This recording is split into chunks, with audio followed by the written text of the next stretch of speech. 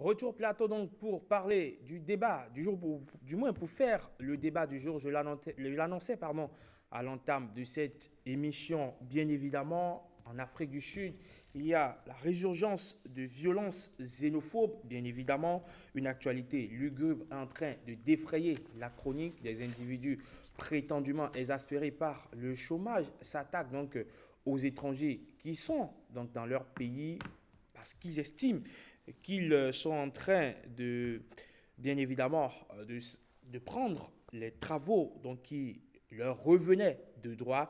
Et donc, c'est leur manière à eux d'exprimer leur mécontentement en détruisant beaucoup de choses. Il y a eu des morts, il y a eu des dégâts matériels. On parle aujourd'hui donc, ou du moins le problème de l'intégration africaine, une fois encore, se pose et nous en parlons sur ce plateau avec mes chroniqueurs Bruno Swali, Rebecca Kenyan, Ariane Silva et Mylène Fanou qui sont de retour sur ce plateau. Alors Bruno Swali, aujourd'hui, est-ce que vous comprenez fondamentalement le problème de ces Sud-Africains? Difficile à expliquer parce que il faut d'abord partir de l'Afrique du Sud elle-même. Quand vous prenez la nation sud-africaine, depuis son histoire, la nation sud-africaine a vécu ce qu'on a appelé l'apartheid.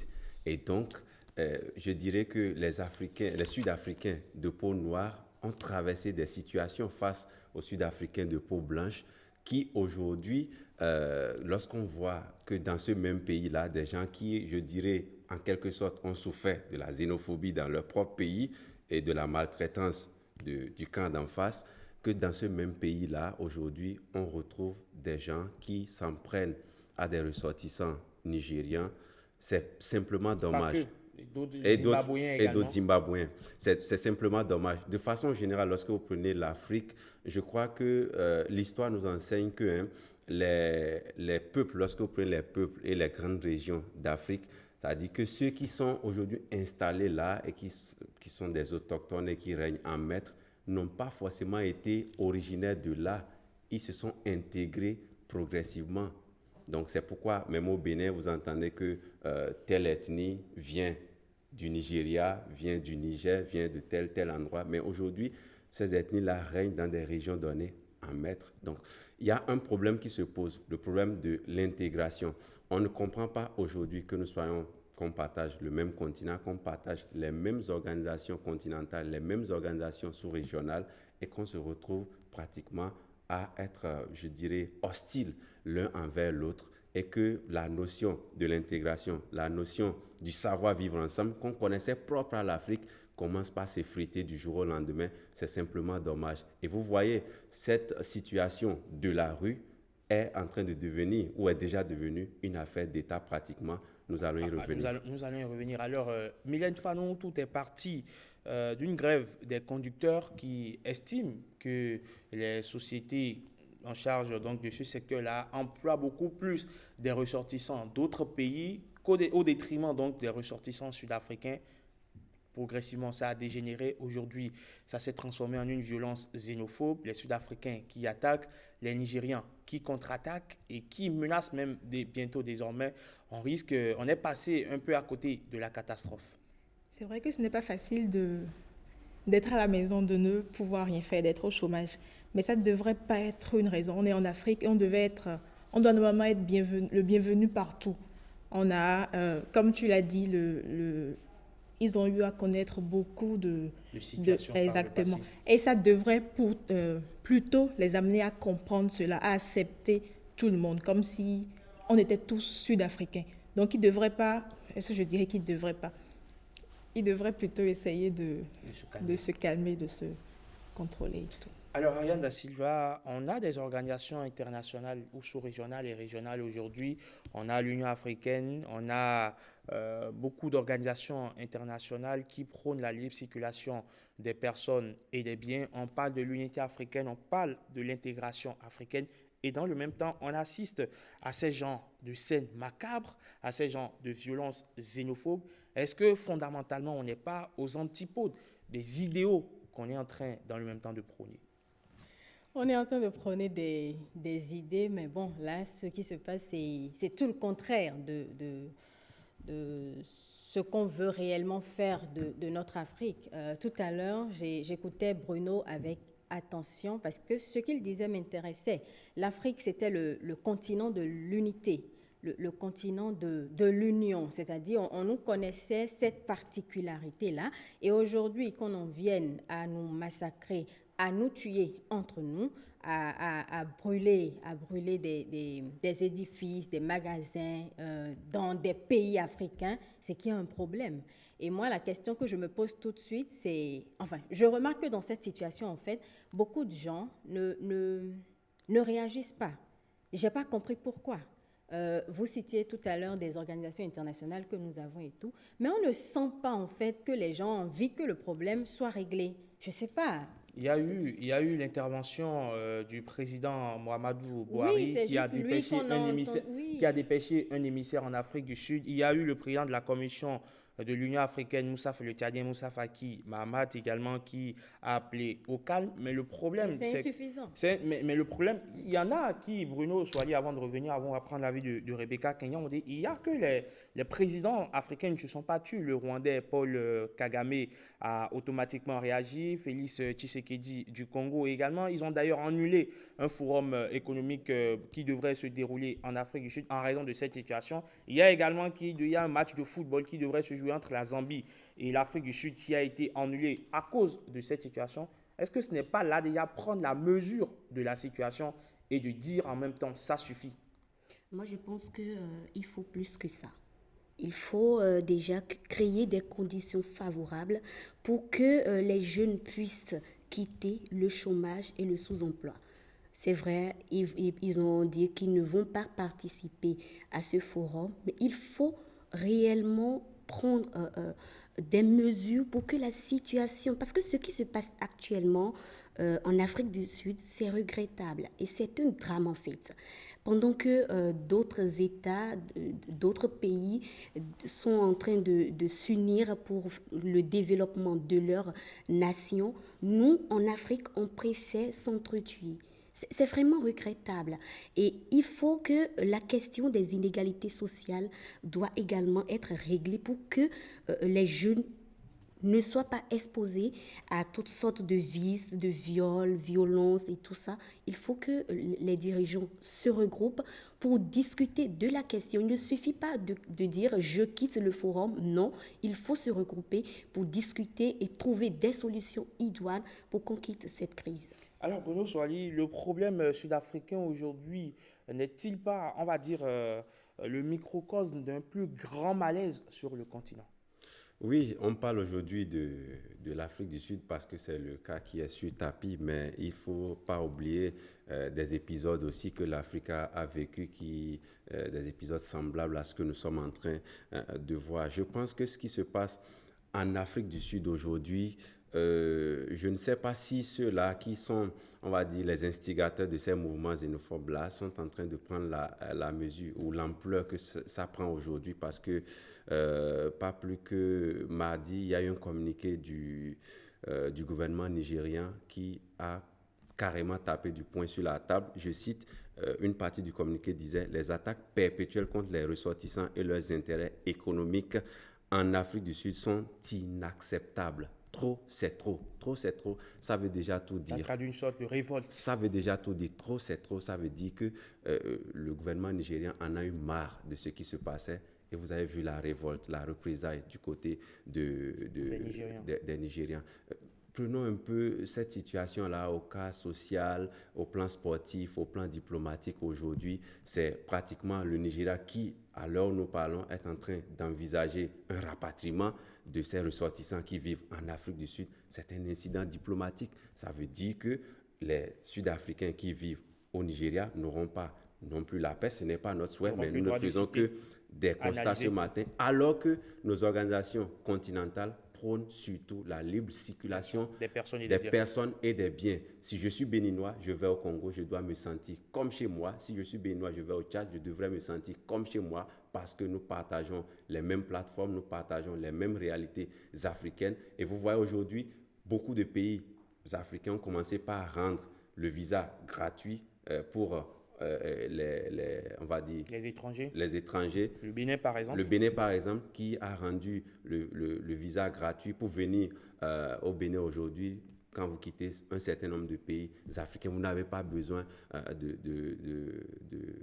de visa, vous n'avez pas besoin même de passeport. Parfois, la carte d'identité seule vous suffit de circuler. Mais à quoi sert tout ceci si nos populations ne peuvent pas comprendre le bien fondé et le sens de tout ce qui se passe? Vous avez parlé au plan sportif. Ça entache aujourd'hui même le plan sportif. L'Afrique du Sud qui devait affronter samedi prochain la Zambie à Lusaka, le match a été annulé. Et dans la même ville de Lusaka, c'est 1 millier d'étudiants qui aujourd'hui a entamé les manifestations contre la xénophobie. Ça veut dire que ça pourrait aussi dégénérer là-bas. Ce n'est pas notre souhait, mais c'est ce que nous constatons, qu'il y a quelque chose que nous sommes en train de perdre en Afrique, le savoir-vivre ensemble. Même si nos organisations continentales et sous-régionales ne prônaient pas la libre circulation des personnes et des biens, le savoir-vivre ensemble, l'altruisme, le bon voisinage, c'est en Afrique qu'on trouvait ça. Mais ce qui se passe entre l'Afrique du Sud et le Nigeria, qui, précisons-le, sont les deux puissances africaines aujourd'hui, c'est bien dommage. Alors, Mylène Fanou, aujourd'hui, on parle de l'intégration africaine au-delà de la libre circulation des personnes et des biens.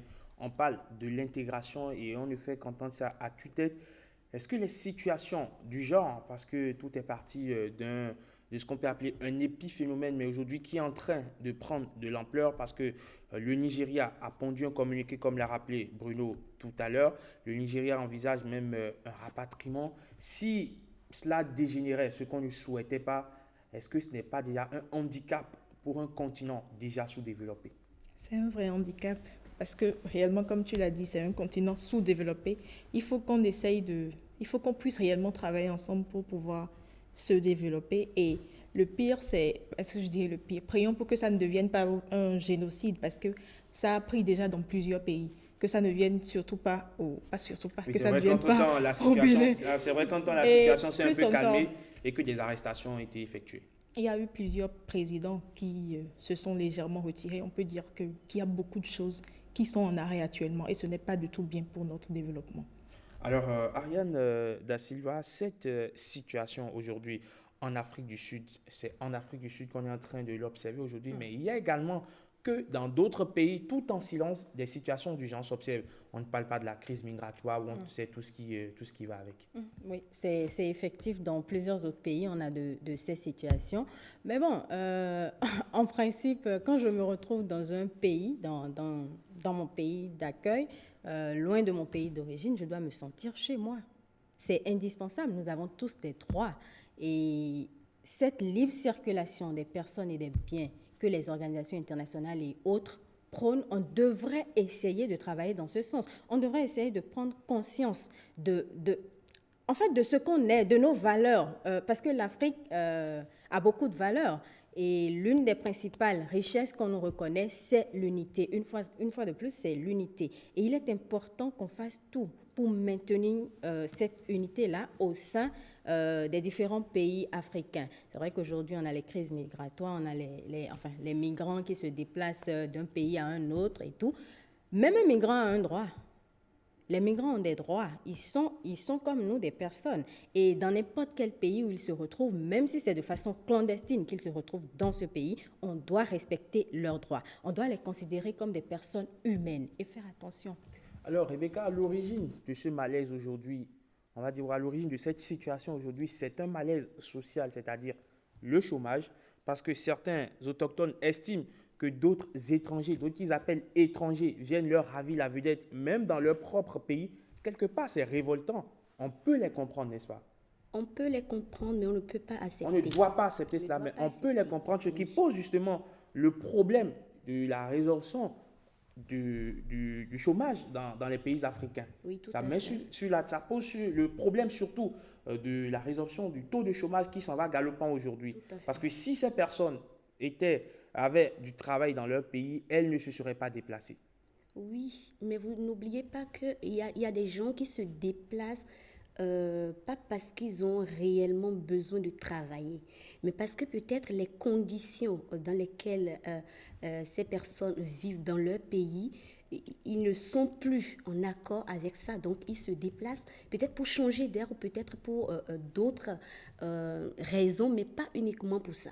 Maintenant, si ces personnes viennent dans votre pays pour travailler, je pense que ces personnes contribuent à l'économie du pays. On ne doit pas, c'est aberrant, on ne doit pas, au nom de cela, dire non, vous n'allez pas travailler, vous n'allez pas rester dans le pays. Parce que quand quelqu'un est dans un pays, la personne contribue à l'économie. Absolument. Et donc, quand quelqu'un contribue à l'économie, c'est un pays qui gagne et c'est tout le monde, c'est toutes les populations qui gagnent. Donc, on ne doit pas dire, c'est pas une raison. Selon moi, c'est pas une raison.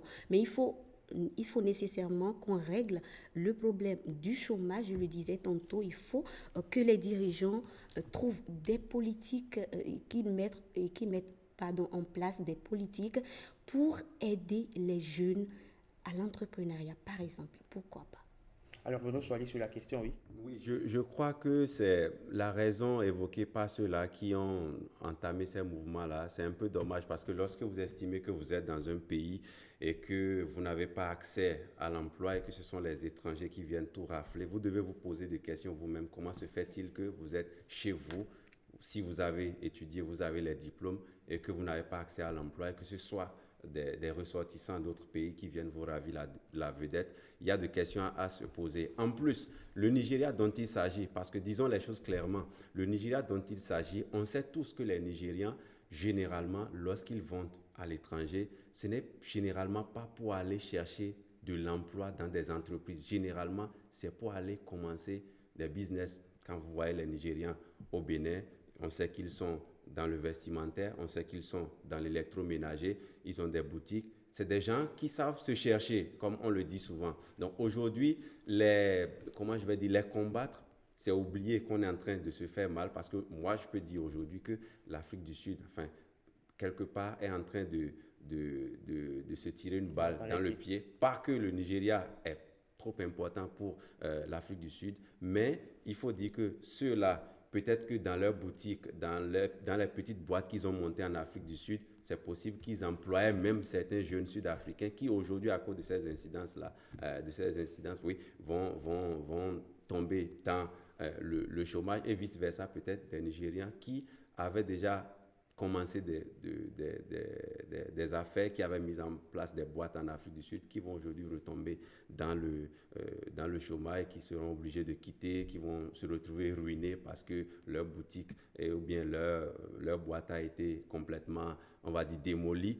Autre chose, c'est la tournure que les choses ont prise aujourd'hui et l'attitude de certains chefs d'État que moi, personnellement, je déplore. C'est mon avis personnel parce que le forum économique qui était prévu, il y a déjà des chefs d'État qui se sont retirés, dont Félix Tshisekedi, Paul Kagame, etc.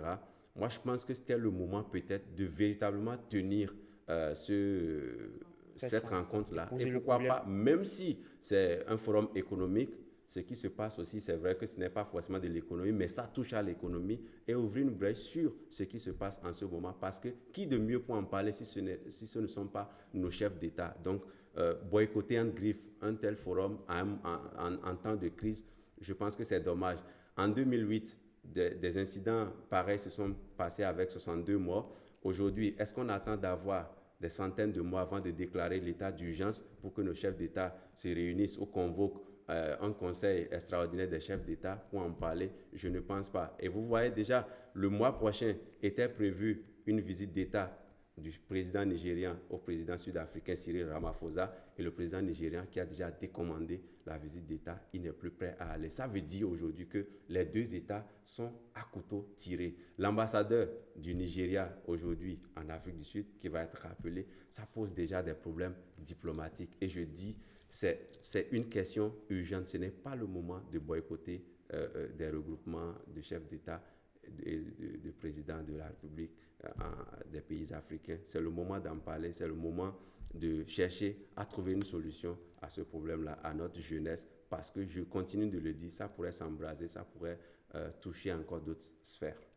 Donc, merci beaucoup à vous, Bruno Soali. Mais je rappelle donc aujourd'hui que l'intégration africaine a du plomb dans l'aile, surtout avec cette situation en Afrique du Sud. Mylène Fanon, que faut-il faire aujourd'hui pour prévenir cette situation à l'avenir, parce qu'on ne veut plus assister à ce spectacle macabre, on ne veut plus assister à ce genre d'événements en Afrique. Que faut-il faire? Surtout trouver une solution au chômage parce que c'est la raison première, la raison qu'ils ont avancée. Donc déjà, il faut qu'en Afrique du Sud, qu'il n'y ait, bon, je ne dirais pas qu'il n'y ait plus de chômage, il faut qu'ils trouvent une solution à ça et que dans les autres pays également, qu'il n'y ait plus de chômage pour que, certaines personnes ne voyagent plus. Parce qu'il y en a qui voyagent juste pour pouvoir travailler parce que les conditions de vie dans leur pays ne sont pas du tout favorables. Donc, il faut qu'au niveau de chaque pays, il faut qu'on puisse régler le problème du chômage, surtout ça. Mais Ariane Da Silva, une jeunesse au chômage constitue une bombe à retardement. Ah oui, une véritable bombe à retardement parce qu'il y a pas mal de conséquences derrière. Vous avez des gens, excusez-moi, le terme en griffe, qui deviennent des délinquants. Donc, ça pose des problèmes de sécurité, d'énormes sécurité dans les différents pays. Donc, je pense que, comme Mylène le disait, il faut qu'on règle le problème de chômage. C'est important, c'est indispensable. C'est ça. C'est la meilleure solution à mon avis. Voilà, quelques images donc de ces violences-là en Afrique du Sud qui sont en train d'être proposées par l'organisation. C'est dommage de voir des Africains se brandir les coupes et autres, les couteaux les uns sur les autres, s'attaquer, brûler des voitures, etc. Et vous avez entendu le message des ressortissants nigérians qui disait que « If you want war, we will give you war ». Ça veut dire que si vous voulez la guerre, nous vous la déclarons. C'est des phrases fortes. On n'en a pas besoin sur le continent. On n'en a pas besoin sur le continent. Nous sommes un continent qui cherche à véritablement avancer pendant que d'autres continents avancent, d'autres continents sont en train d'aller à une vitesse vraiment de croisière. Nous sommes encore là à s'entre-déchirer dans des querelles de personnes, des querelles de nationalité, des querelles de ressortissants, etc. C'est vraiment dommage. Quand est-ce qu'il faut régler tous ces problèmes-là? Voilà un problème qui vient, par exemple, boycotter un forum économique. Donc, quand est-ce qu'il faut régler nos problèmes avant d'aller au développement? Sincèrement, il faut que la jeunesse prenne conscience. Merci beaucoup à vous, chers chroniqueurs, chers panélistes. On espère avoir fait le tour de la question. L'Afrique n'a pas besoin de cela en ce moment. L'Afrique a plutôt besoin de développement. L'Afrique a besoin d'avancer. On veut la libre circulation des personnes et des biens. On veut quitter nos pays et aller ailleurs sans pour autant être inquiété. On veut la sécurité. On veut le travail. C'est un cri de cœur. Merci beaucoup à vous, chers panélistes. On installe la rubrique que vous aimez bien, c'est beaucoup moins émotif, enfin, c'est beaucoup moins, on va dire quoi, c'est beaucoup plus gai que ce dont nous venons de parler tout à l'heure. On installe le talk. Le quiz, on installe le quiz. C'est un lapsus, tellement j'ai été ému par le sujet de tout à l'heure. Alors, on va y aller très rapidement. Vous connaissez déjà le principe, messieurs, pas besoin, ou madame, monsieur, pas besoin de revenir là-dessus, n'est-ce pas? Donc, équipe A à ma droite, équipe B à ma gauche. Est-ce qu'on est d'accord pour le principe? Ouais. Si vous êtes d'accord, on va faire comme dans les assemblées générales, validé par acclamation. Alors, merci. Donc, première question. C'est une question culture. Première question, culture générale, bien sûr. Je suis un ouvrage majeur du XVIIIe siècle en France qui marque une évolution significative de la langue française. J'ai été édité de 1751 à 1772 sous la direction de Denis Diderot et partiellement d'Alembert. Je suis un ouvrage qui fait le tour de toutes les connaissances humaines et de l'encyclopédie. L'encyclopédie. Merci, Bruno Soili. Un point pour l'équipe A. Un point pour l'équipe A. Donc, pour finir l'indice pour les téléspectateurs, je suis un ouvrage qui fait le tour de toutes les connaissances humaines et de tous les domaines de ces connaissances et les expose selon l'ordre alphabétique ou thématique. Par métonymie, on assimile mon nom à une personne qui possède des connaissances étendues dans de nombreux domaines. Je suis plus volumineux et plus explicite que le dictionnaire. Je suis l'encyclopédie. Question culture, pour ne pas dire 7e art, cinéma. Je suis un des rares festivals de cinéma d'État encore existants dans le monde. J'ai été créé en 1969 à l'initiative d'un groupe de cinéphiles, dont notamment François Bassolé, Claude Prieux. Festival de Cannes. Mauvaise réponse. François Bassolé, Claude Prieux et Alimata Salamberi. En 2019, j'ai fêté mon 50e anniversaire biennal. Je regroupe dans la capitale burkinabé. Le FESPACO. Le FESPACO. Un point pour l'équipe. Non, c'est pas grave. Un point pour l'équipe A. ou l'équipe B plutôt. Donc, biennale, je regroupe dans la capitale burkinabé les professionnels du 7e art. Ma plus grande récompense est les talents d'or de Yenenga. Je suis le Festival panafricain du cinéma et de télévision. Je suis le FESPACO. Troisième question. Troisième identification. Qui suis-je? Je suis, ou que suis-je? Je suis entouré de 9 pays frontaliers.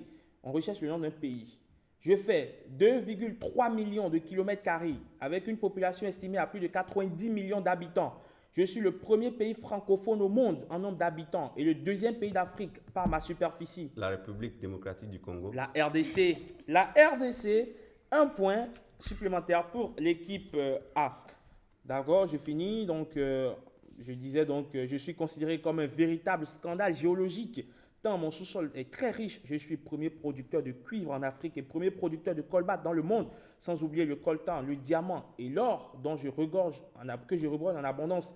Pourtant, je suis classé parmi les pays les plus pauvres au monde en matière de développement. Je suis caractérisé par mon instabilité sociopolitique chronique. Mon actuel président, non, Félix Tshisekedi. Je suis bien évidemment la République démocratique du Congo. Question musique, pour le bonheur de Rebecca. Je suis né le 15 octobre 1938 à Abeokuta. Je grandis au sein d'une famille riche. À 20 ans, je vais poursuivre mon cursus universitaire à Londres. Mes parents voulaient que je devienne médecin. Mais moi, je choisis la musique et commence à me produire dans les petites salles britanniques.